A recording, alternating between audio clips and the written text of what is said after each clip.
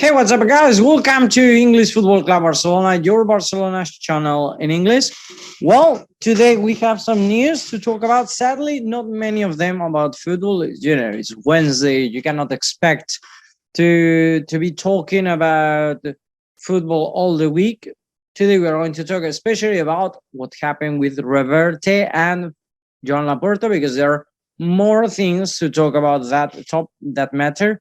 But let me remind you, if you like Barcelona and you don't want you like to be on date of the latest news of the club of your dreams, this is your channel. Here we read the Spanish media related to Barcelona and we translate the most important news for you to be on the date of Barcelona. And now, without more delay, let's start.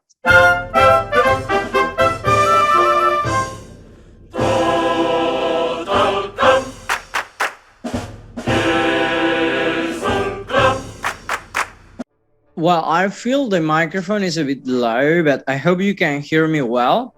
Well, let's start talking about Sergi Roberto. It seems that the player wants to renew with Barcelona, but if you remember some days ago, I told you, I read somewhere that Sergi Roberto and Barcelona are thinking of not renewing.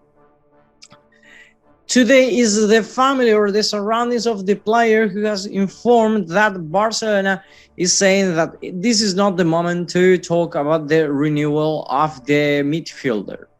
It's an important thing because Sergi Roberto's contract expires this summer. I mean, in 4 months, he's a free player.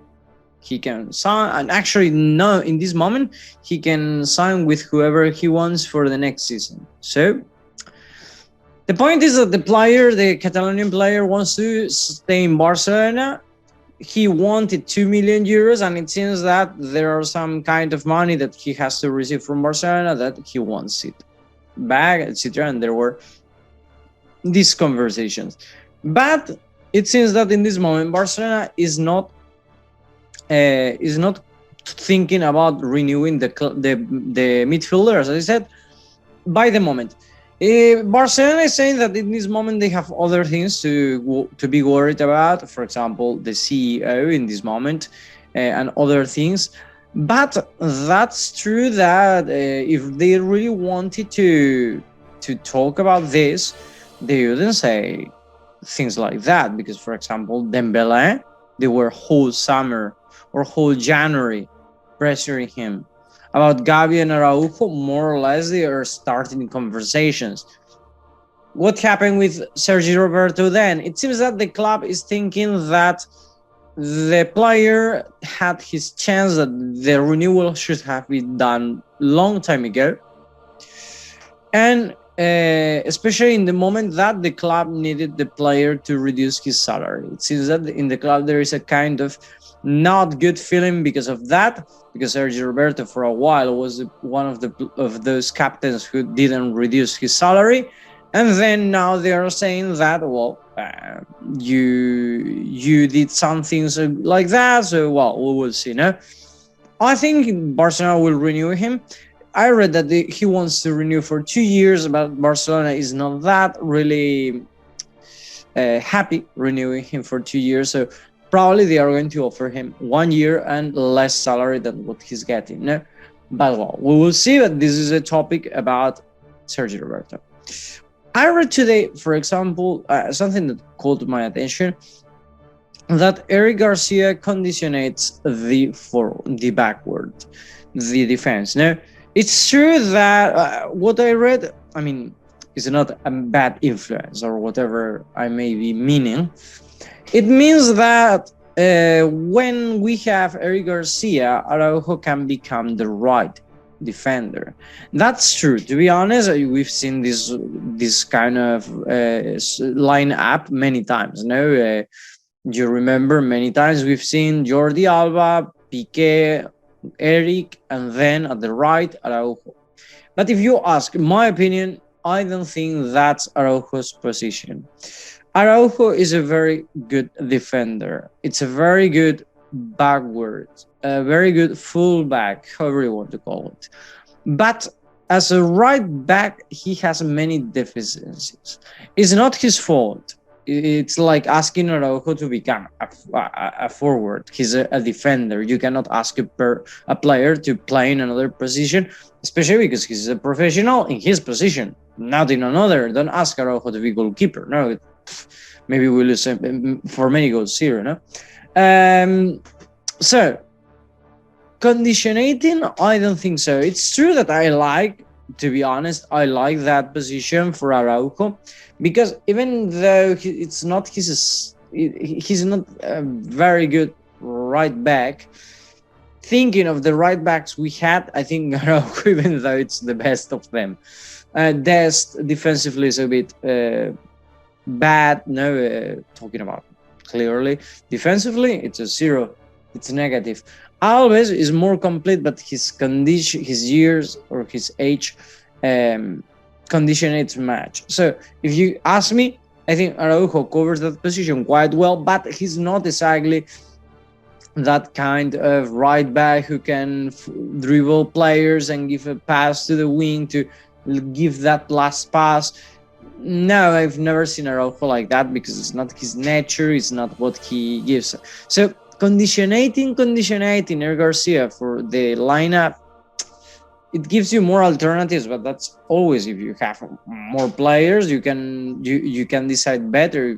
I remember when Xavi had no players, when he had no forwards and few midfielders, and it was like, well, I play with what I have, with the players I have. So I think it's more another step, no? This is the investment. Well, yesterday we were talking about that agreement between Spotify and Barcelona. I said 280 million. I read today 225. I'm not sure. I'm expecting, or I'm waiting for the ciphers to become public. But this is the investment that Barcelona expects to get from Espai Barça. You know, Barcelona, or the club, is thinking of bringing or building the Camp Nou, reforming the Camp Nou and all the area around, not just the Camp Nou. And they are expecting that from this, they are going to get that rebuilding needs an investment of 1,500 million euros. But Barcelona is thinking a money that they will have to pay after 6 years. So we get it now, and in 6 years we have to pay it. But Barcelona is considering that every year Barcelona is going to get 200 million euros for that. So in 5 years, more or less, we will have 1,000 million euros done. How Barcelona is going to get that money? For example, from hospitality, people who will be around, or hotels, or all the buildings around. Then for title rights, that's something we said yesterday. For example, Spotify is going to be in the Camp Nou, in the name of the Camp Nou, and that generates money for Barcelona, of course, for Spotify, supposedly too. That's why they do it. The museum visits, that's the 15%. Well, that's, I guess, they get yearly. So, well, meetings and events, it seems that the Camp Nou is not going to be just a stadium, as many other places this happen. Many stadiums become concert halls sometimes, because the capacity of a stadium is huge, and you don't really have many places to put to have concerts, etc. So this rebuilding of the Camp Nou will allow have that events in the club, in the Camp Nou. Actually, Real Madrid is doing that with the Bernabeu, and they are going to, if I'm not wrong, they are going to have every day of the week something in the Bernabeu, and that's going to generate a lot of money. And then ticketing and restoration, that's that means the tickets they sell for Barcelona playing, and the money they get from the, I don't know, the restaurants in the Camp Nou, etc.